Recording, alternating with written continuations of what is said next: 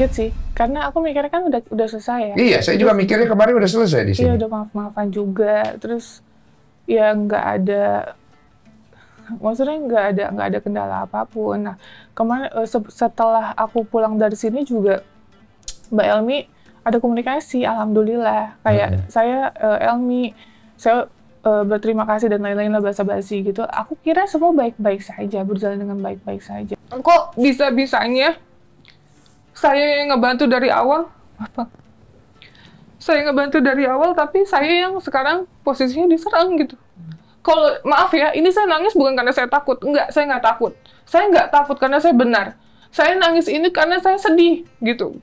Kok bisa-bisanya kita peduli sama Mas Agus, kita bela-belain kayak gini buat Mas Agus, bukan buat pribadi saya, apa? Buat pribadi saya. Mengatakan bahwa aku tidak mau dikait-kaitkan, berarti kan nggak ada kaitkan, sehingga dia ingin melepas. Tapi yang terjadi, dana itu kembali ke rekening yayasan dan dikuasai oleh pemilik yayasan. Nah, sampai saat ini pemilik yayasan tidak pernah melindungi dan membela Agus yang lagi buta, sehingga hari ini Agus diri dan menyatakan saya nggak tahan lagi, katanya. Saya di sini jadi orang yang merasa kalau dibilang tersudut, ya saya juga tersudut. Kok bilang dari awal untuk operasi mata, terus sekarang bilangnya yang berbeda gitu loh. Tapi qadarullah, alhamdulillah, terima kasih banget untuk netizen ya, mereka sangat cerdas, smart, dan mereka tahu ketika aku menjelaskan ini adalah sebuah kenyataan dan berdasarkan dari mereka yang mereka sampaikan ke saya. Langsung dihujat begitu besar sampai ini melebar kemana-mana, seakan-akan kita itu materialistis dengan uang gitu ya. Tapi itu kenyataan tidak benar gitu.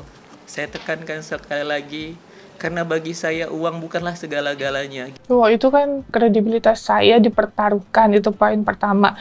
Yang kedua, ini adalah amanah, Bang. Amanah dari masyarakat di seluruh Indonesia yang peduli sama Mas Agus. Kalau saya membiarkan hal ini, nanti yayasan saya dipertanyakan, Mbak Novi, itu gimana Mas Agus kemarin udah diopen donasiin, dioperasi nggak? Jadi nggak dia? Uangnya untuk apa? Kegunaannya untuk apa? Itulah gunanya transparansi. Kan saya udah sarankan, kalau lu nggak mau itu uang terpakai dengan Agus, nggak ikhlas, ya, mau ngawasin, jadi istrinya Agus saja, nikah sama Agus, dijagain sana, biar uangnya nggak habis.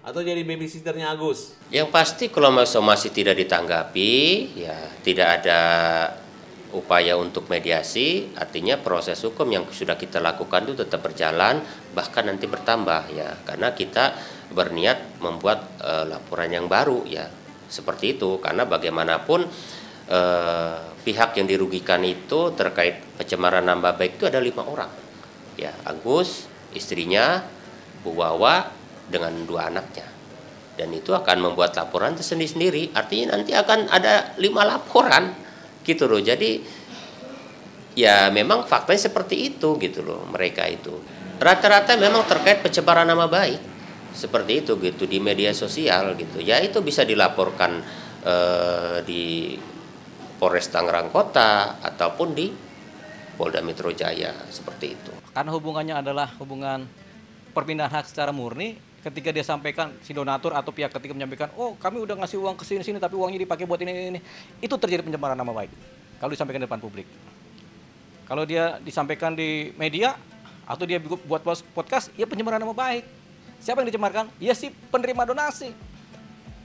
Jadi kalau ceritanya penerima donasi ini kemudian melaporkan seseorang atau pihak ketiga menceritakan itu, udah benar.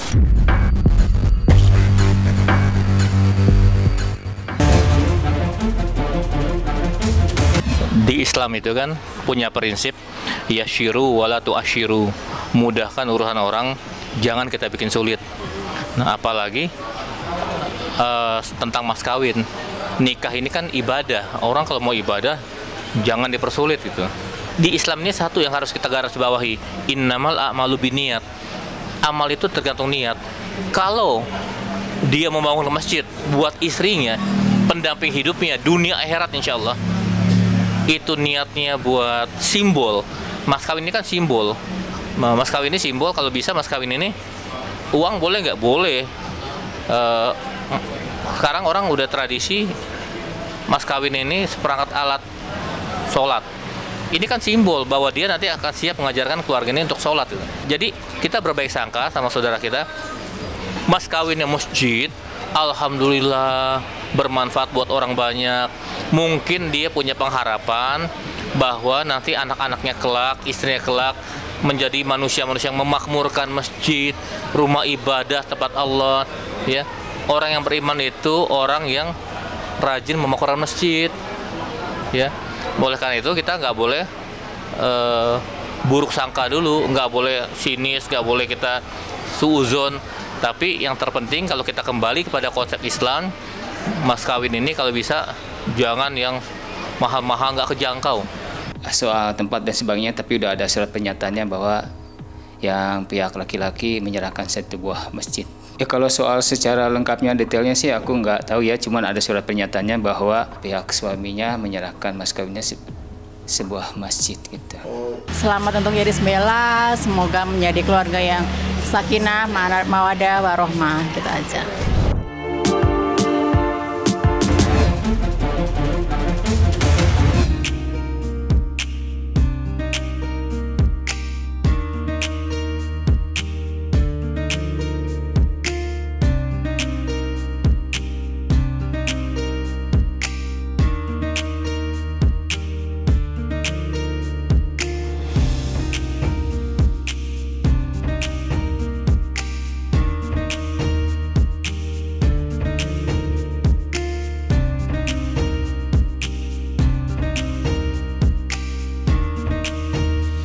Dewi Persik membisikkan kepada Bunda, Bunda doakan aku ya, semoga aku sama Mayor Teddy, katanya. Karena Mayor Teddy